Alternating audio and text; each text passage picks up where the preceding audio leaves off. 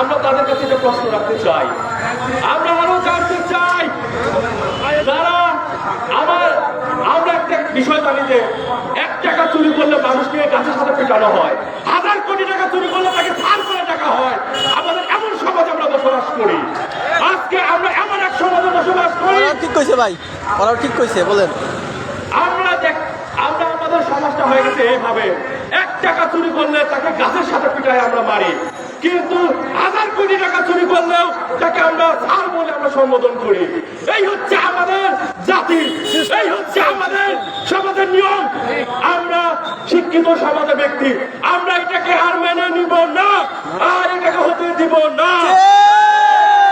আমরা আমাদের দাবি আদায় না হওয়া পর্যন্ত 1 চুল পরিমাণে মাছ ছাড়বো না। এবং এটাও জানিয়ে দিতে চাই, যদি আমাদের যোগ্যতা নিয়ে তারা প্রশ্ন করে, আমরা তাদেরকে বলতে চাই তাহলে তাদের নিয়োগ তারা কিভাবে পেয়েছেন। তারা প্রিলিমিনারি ভাইভা পাস করেও তারা তাদের এই অবস্থানে আসেন।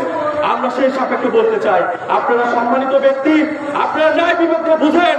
সবকিছু বৈধতা থাকার পরেও আপনারা আমাদের অযোগ্য বলে বলতে পারেন না।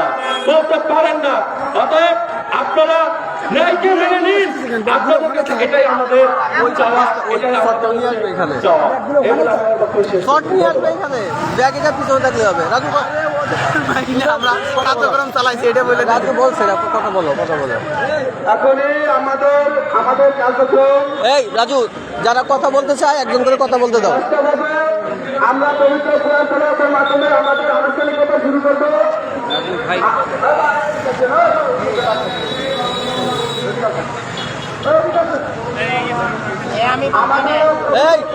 হুজুর আছে এখানে, এই ম্যান, এই চাটা করে হুজুর আছে এখানে। আপনি দাঁড়ান, মাইকটা ভালো করে সাউন্ড দিতে বলো। ওকে, তুমি দাও। কি মাইকে গাড়ি করে টাকা দিই না নাকি? আচ্ছা, তুমি দাও। পবিত্র কোরআন তেলাওয়াতের মাধ্যমে আমাদের মূল অনুষ্ঠান শুরু হবে। কিছুক্ষণের ভিতরে আমাদের কেন্দ্রীয় প্রধান তোমার কথা ঠিক করে দেখো। আমরা পবিত্র কোরআন তেলাওয়াত থেকে শুরু করবো। আল্লাহ বলছে, ইসলাম বিসমিল্লাহ বিকালাত বলো, তোমার প্রভুর নামে যিনি তোমাকে সৃষ্টি করেছেন। তো আমরা এখন পবিত্র কোরআনের কিছু অংশ শুনবো ইনশাআল্লাহ। ওই সাউন্ড বাড়ান, না কিন্তু আজকে অর্ধেক টাকা পাবেন। أعوذ بالله من الشيطان الرجيم পার্থদা, بسم الله الرحمن الرحيم فاذكروني জুতাগুলো ওই পারে, واشكروا জুতাগুলো ওই পারে। রাজু বলো জুতাগুলো পিছনে নিতে। يا أيها الذين آمنوا استعينوا بالصبر والصلاة إن الله مع الصابرين থাকুক এখানে, সমস্যা নাই। ولا এটা তো تقولوا মহিলাদের জানা দেন। রাজু এই বেটা ধরে জানা দাও না, খারে দেখো খালি। لله الأموات بل أحياء টান দাও সাকিব, টান দাও। لا يشعرون ولنبلونكم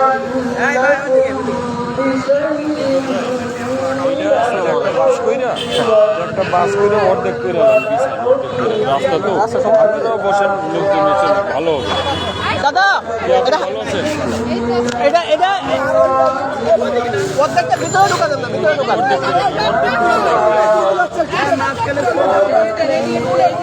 কম অংশ করো, কম অংশ। না উঠাই লাগবে, হাফ করে দেন না।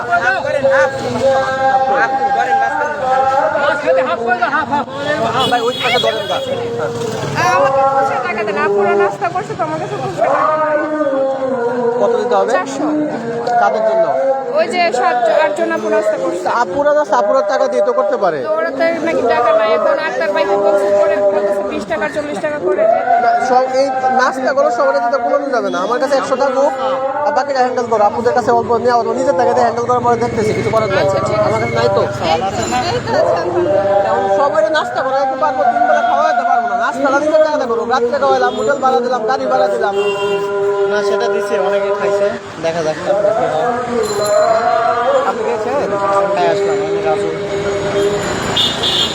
ওকে। আমরা আশেপাশে না ঘুরে বলুন, বসে পড়ছে আর পিছন এক সারি দাঁড়াই। সাকিব ভাই বসে পড়েন, ভাইয়া বসে পড়েন, মনে হয় ভালো হবে। একটা কথা শুনেন, যখন এখানে লোকজন বেশি হয়ে যায় এলোমেলো দেখা যায়, যখন ভিডিও করে এমনি একজন করেন, একজনে কথা বলেন আর বাকিরা সবাই বসে থাকে। আমি এটাই বলছি, আমি এটাই কিন্তু অন্যদের এটা বলতেছিলাম, সবাইকে বুঝতে হবে। এটাই বলতেছিলাম। আসলে আরেকটা বিষয় হলো, যখন মিডিয়া কভারেজ দেয় সবাই সামনে চলে আসে, তখন কিন্তু বিশৃঙ্খল হয়, এলোমেলো হয়, ভালো লাগে না। তার মধ্যে যে কথা বলবে ও সামনে থাকবে, একজন ভিডিও করবে, দুইজন ভিডিও করবে, বেশি করার দরকার নেই। এই শামিমা সুলতানা আপু, এই আপনি বাসায় করেন নাকি মিয়া? আপনি আসেন না কেন?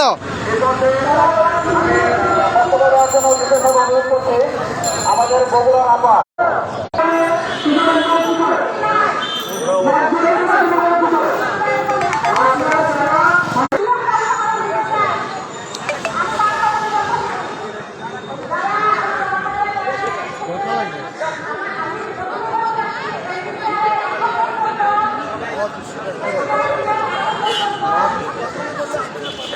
এই এই আপু, এই বাহিনীকে রাখতে দেওয়া যায় না কোনো অবস্থায়?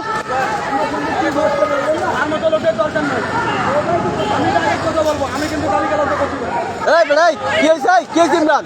এনে কি হয়েছে তোমার? কথা না বললি তারা এনে কি হয়েছে তোমার? দণ্ডামি করতে এখানে কেউ আসেনি। এদিকে যাও, আর সমস্যা কি তোমার? এই পাগলাটার কথা কেউ মাথায় নিয়ে না তো, এই বালটা খালি ঝামেলা লাগায়।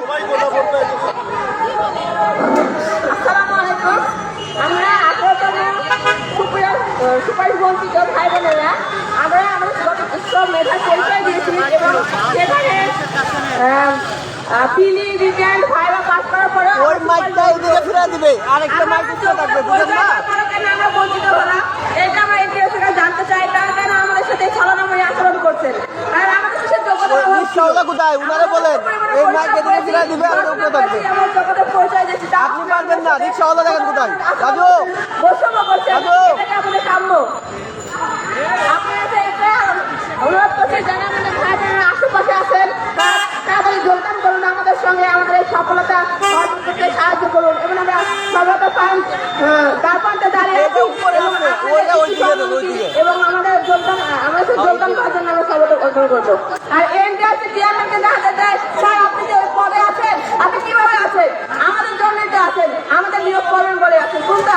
আপনি বছরের পর বছর আমাদের সাথে প্রতারণামূলক আচরণ করছেন এবং 18তম সাথে সবথেকে বেশি প্রতারণা করেছেন।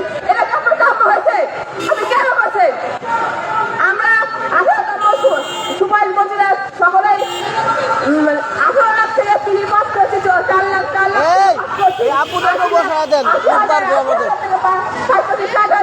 সেখানে আমাদের 16,213 আপনি সুপারিশ বঞ্চিত করছেন।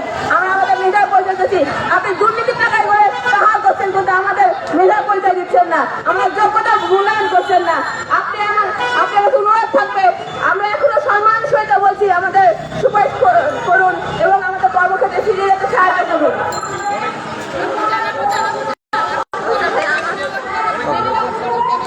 দিন ভাই, এই দীপা আসো, বলো কিছু। এই শারিয়ার ভাই, ওই শারিয়ার আসেন, উনি তো বলছে আপনি আসেন। এই মেয়ে ফক ফক খালি মোবাইলে করেন, আসেন।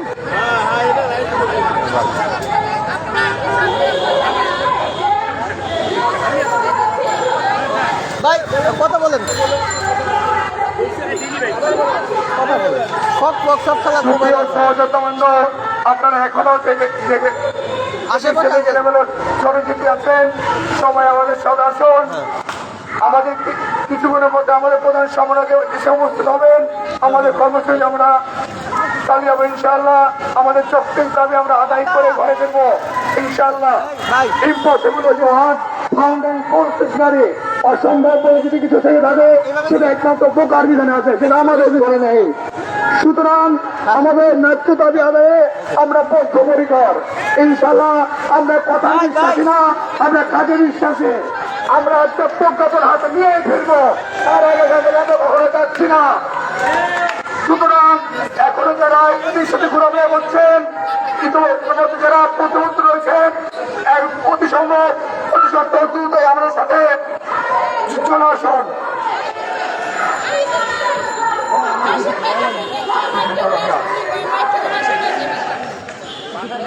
পুরো দেশকে, পুরো জাতিকে যদি ধ্বংস করতে হয়, তার প্রধান শর্ত হচ্ছে সে দেশে বুদ্ধিজীবী হত্যা করো। তাহলে আমার কাছে কথা হচ্ছে, যেখানে ছাত্রদের বলা হয় তৃতীয় শ্রেণী বুদ্ধিজীবী, তাহলে শিক্ষকগণ কি? তাহলে সেটা আপনারা সবাই জানেন, সবাই বুঝেন। সুতরাং আমাদের যৌক্তিক দাবি, ইতিমধ্যে যতগুলো আন্দোলন সংগঠিত হয়েছে তা আমাদের সবচেয়ে যৌক্তিক দাবি আমাদের 18তম নিবন্ধনের। সুতরাং কাল ক্ষেপণ না করে এখনই আমাদের 16,212 জনের 16,212 জনকে বিশেষ বিজ্ঞপ্তির মাধ্যমে সকল প্রতিষ্ঠান পদার্থ নিয়ে সুপারিশ পত্র জারি করতে হবে। আমরা প্রজ্ঞাপন করে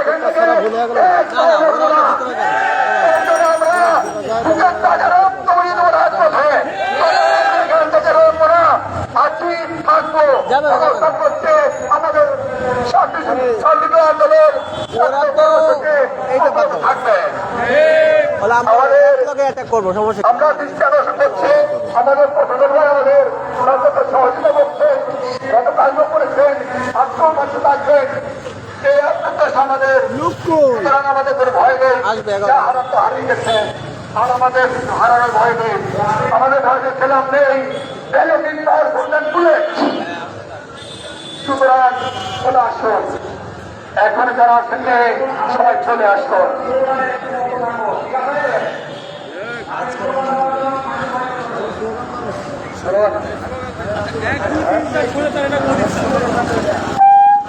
হ্যালো, আমাদের ভাই শুরু করে দিও, শুরু করে।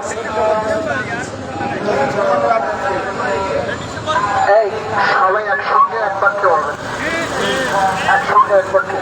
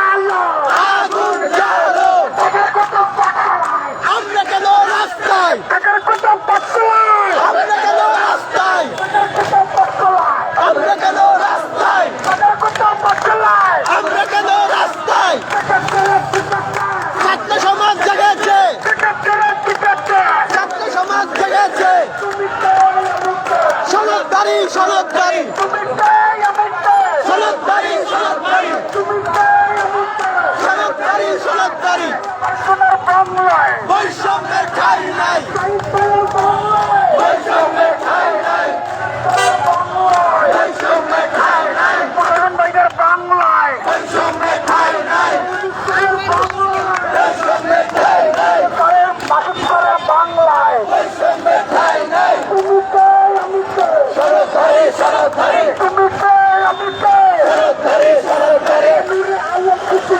এত কেন দুর্নীতি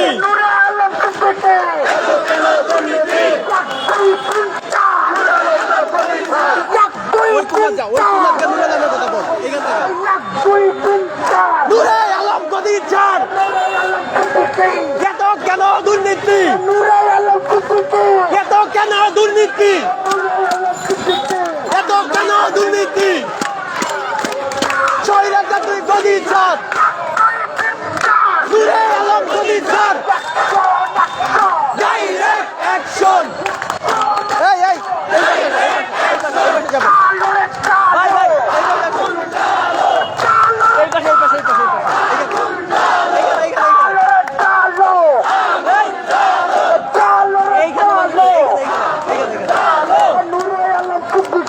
এত কেন দুর্নীতি সবাই এখানে একটা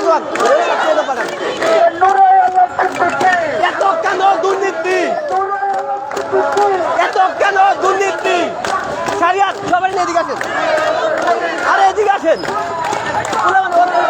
আপনি এখানে আসেন কি হয়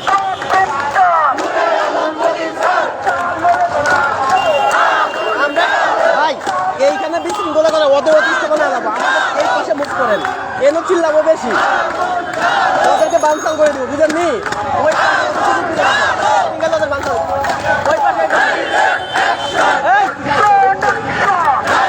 এইখানে চিল্লানি বেশি করে ওদেরকে বানসাল করে দিব বুঝছেন এইখানে বেশি চিল্লাবো আমরা তাই আমাদেরকে বেশিরভাগ লোক এইখানে আনে বেশিরভাগ জীবন এই পাশে ওই পাশে ওই কর্নার দিয়ে বেশি চিল্লাবো ওদেরকে বানসাল করে দিব বৈষম্যের ঠাঁই নাই আগুন জ্বালো আগুন জ্বালো এত কেন দুর্নীতি এত কেন দুর্নীতি নূরে আলম সিদ্দিকী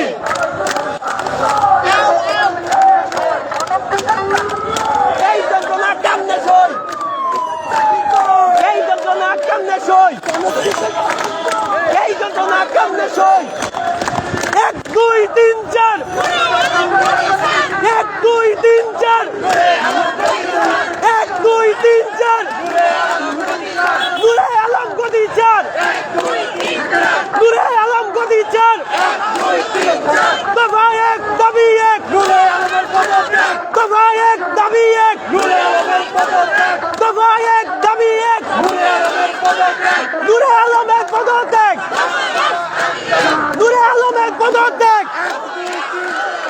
ধরো আগুন জ্বালো এত কেন দুর্নীতি এত কেন দুর্নীতি এত কেন দুর্নীতি স্বৈরাচারী গদির চার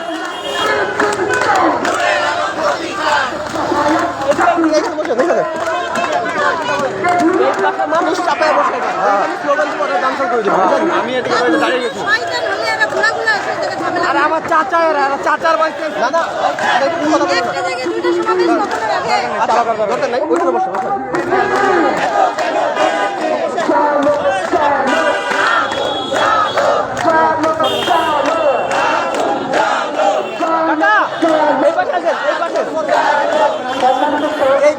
এইগুলা এখানে দেন কাকা এখানে বসেন এইখানে তো লোক বসতে পারবে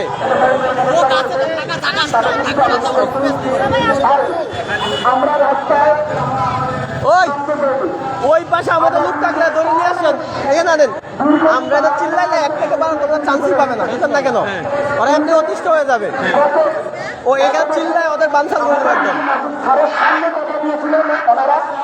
আমাদের ডিসেম্বরে ডিসেম্বরের শূন্যপদ দিয়ে আমাদের 16,213 জন এখন তারা আমাদের একবার চিন্তা করবেন যারা বাসায় আছেন তারা আসলে বিবেক সম্পূর্ণ মানুষ কিনা। একটা বার চিন্তা করবেন, কয়েকটা টাকা এবং অল্প সময়ের জন্য যারা বাসায় আছেন আপনারা আসলে ইতিহাসের একটি সাক্ষী হতে বাদ পড়েছেন। আপনারা সারা জীবন আপনাদের নিজেদের বিবেকের কাছে আপনারা হেরে যাবেন। আপনারা সনদ এবং সার্টিফিকেট অর্জন করেছেন, কিন্তু আপনারা মানুষ হতে পারেননি। আপনারা মানুষ হতে পারেননি। বিবেকহীন মানুষ পশুর সমান। যারা বাসায় বসে আছেন সবগুলাই পশু, সবগুলাই পশু, পশু, পশু।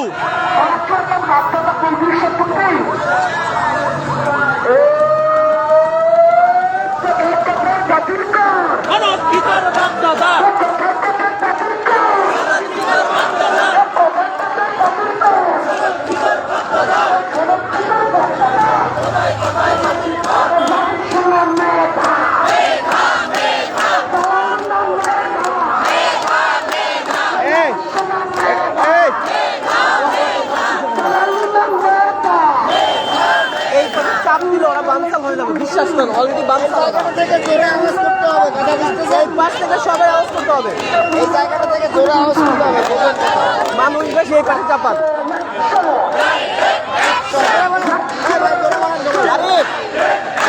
আরে ওই পাশে দোকান দিয়ে আসো, আমাদের কেউ থাকলে গাছটা দোকান দিয়ে আসা দরকার। এই পাশে ওই পাশে পিছনে আমরা কেউ থাকলে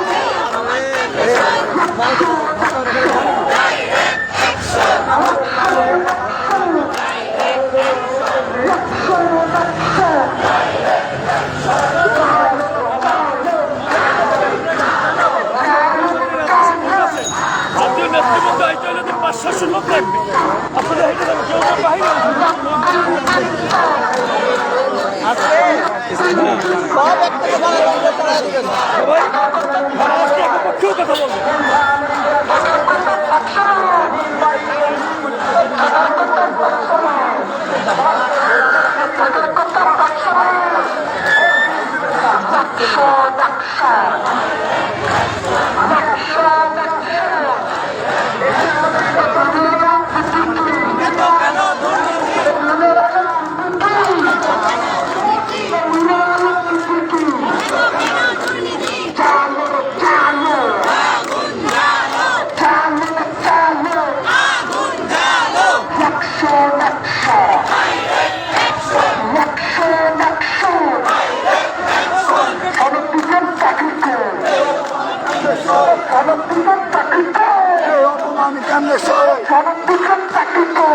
অপমান কেমনে সয়